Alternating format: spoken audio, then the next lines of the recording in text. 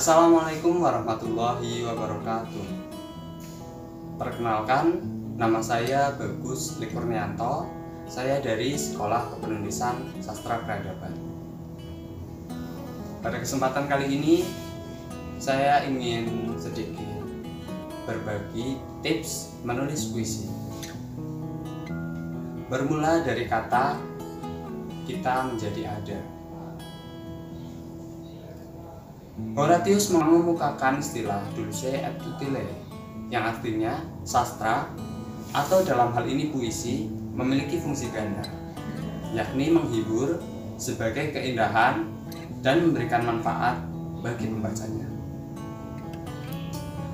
Jadi ada dua hal dalam pernyataan tersebut, di mana Horatius itu mengonsep bahwasannya puisi yang pertama memiliki fungsi menghibur atau indah. Ya, kita tahu sendiri ya bahwasanya puisi itu ditulis dengan indah, dan yang kedua adalah memberikan manfaat bagi pembacanya. Nah, dalam hal memberikan manfaat bagi pembaca itu tentu ini berkaitan dengan isi atau konten yang termuat dalam puisi. Ya, barangkali selama ini kadang-kadang kita seperti menganggap puisi itu hanya sekedar kata-kata, untaian kata-kata, rangkaian kata-kata yang ditulis dengan indah. Padahal sebenarnya tidak. Puisi itu menyampaikan sesuatu yang pembaca itu bisa mengambilnya sebagai nilai-nilai yang bisa diambil dari puisi tersebut dan bisa memberikan manfaat bagi si pembaca. Nah, kemudian mengenai fungsi yang pertama mengenai menghibur. Jadi dalam hal ini adalah indah. Puisi disampaikan dengan indah, dengan kata-kata, dengan rangkaian yang berbeda dari bahasa pada umumnya. Jadi ada beberapa hal yang nanti akan saya sambung dalam pembahasan berikut ini. Baik, kembali ke judul. Bermula dari kata kita menjadi ada.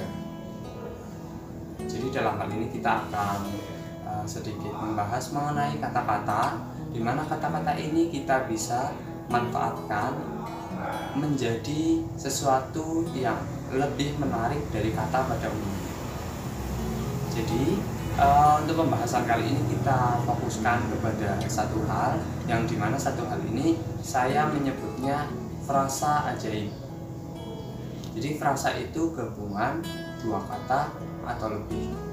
Untuk penjelasan lebih lengkapnya itu bisa simak di kamus. Silakan.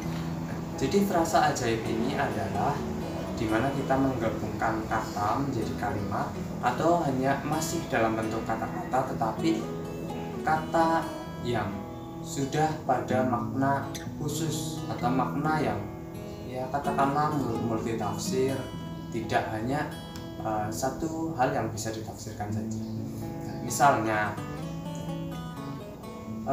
di dunia ini kita sebetulnya jika sadar, kita hanya perlu menyadari kehadiran kata-kata, di mana kita hidup penuh dengan kata-kata.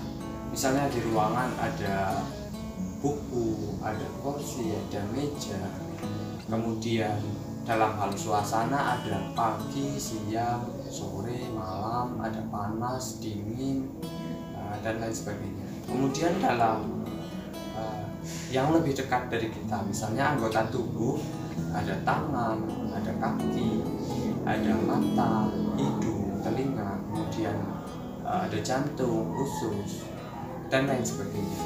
Semua itu adalah kata-kata, dan dengan kata-kata itu kita bisa memanfaatkannya untuk menjadi sebuah frasa ajaib. Ya, kenapa kok disebut ajaib? Karena nanti akan memunculkan makna lain dari gabungan kata-kata itu. Contohnya, lambung waktu. Lambung dan waktu adalah dua kata yang berbeda.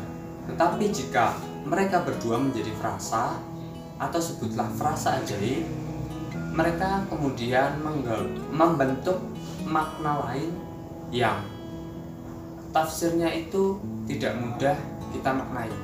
Jadi lambung itu bagian dari organ tubuh manusia, sedangkan waktu. Jadi kalau digabung lambung waktu, apakah kita bisa menafsirkan frasa tersebut? Kan tidak. Bisa jadi lambung waktu itu memiliki makna yang sangat beragam. Mungkin Anda bisa masing-masing memiliki tafsir. Mohon maaf tadi ada sedikit gangguan. Kita ulangi lagi ya.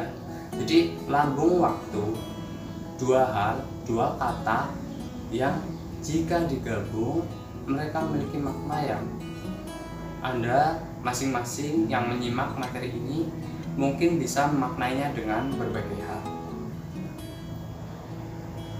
Kemudian contoh lain, jantung malam. Jantung itu masih organ tubuh, dan malam itu ya malam, waktu malam. Jantung malam ini memiliki makna, ini sebagai contoh ya, saya contohkan ya, dalam berbagai tafsir.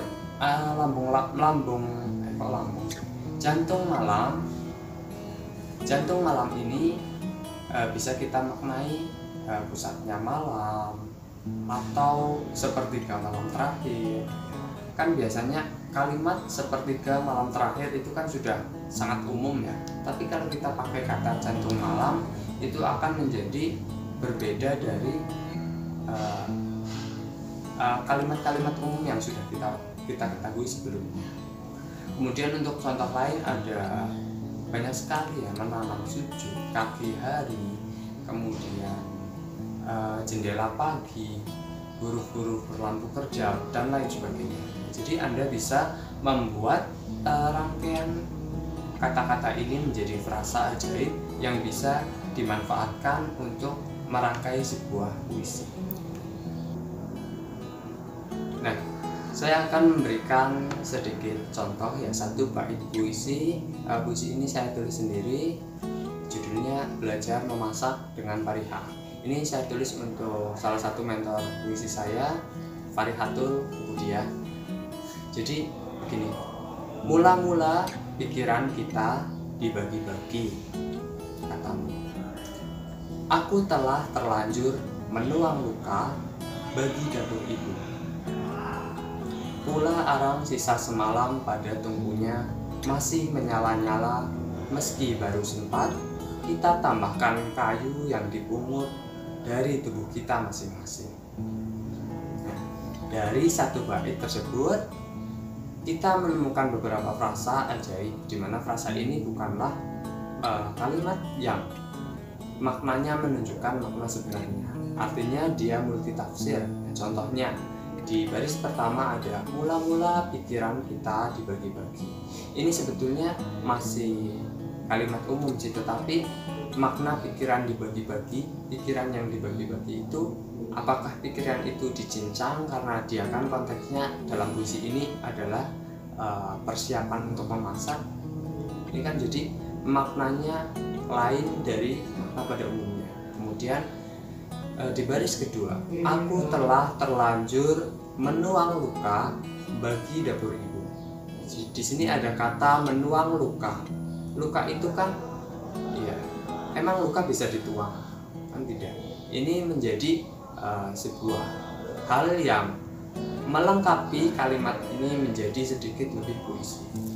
Kemudian di baris yang ke akhir itu kita menemukan kata meski baru sempat kita tambahkan kayu yang dipungut dari tubuh kita masing-masing.